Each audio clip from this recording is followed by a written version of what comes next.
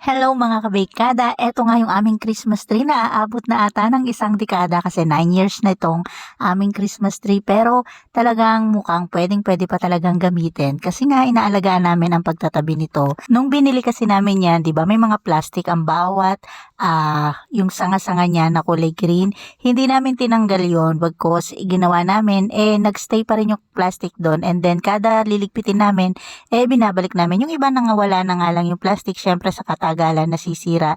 Pero meron pang mga balot yung iba niyan. So, ang ginawa ko dahil nga yung anak ko ay ilang araw, ilang linggo na ako kinukulit na itayo yung Christmas tree, siyang inutusan kong tanggalin yung ating mga plastic. Hindi tanggalin kundi ibaba lang pababa para nandun pa rin siya. Pag liligpit natin, ganun ulit natin liligpitin. So, ibabalik natin ulit yung plastic. Kahit ko konti na yan, sabi ko, ibalik pa rin natin ng maayos. So, paabuti natin yan ng isang dekada. At pagkatapos nga niyang magawa lahat yan, talaga naman pawis-pawisan kami nung ginagawa namin yan dahil napakainit nung araw na yan.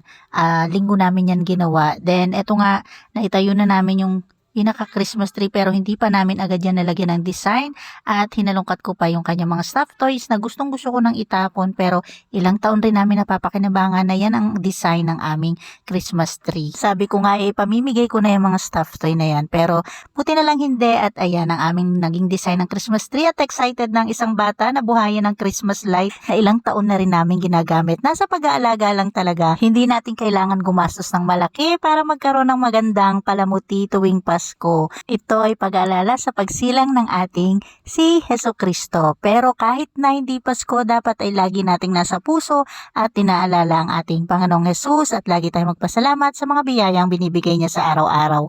Pero hindi pa natigil yung anak kong yan. Pagdating pa nung gabi ay umuwi ang kanyang daddy o yan, pinagmamalaki ang aming Christmas tree at binuhay pa yung isa naming ilaw na magpadadagdag ningning. So maraming salamat. Merry Christmas to all of you. Tandaan, wag lang tuwing Pasko magmahalan at magbigayan. Lagi po natin yan isabuhay. Maraming salamat and God bless po.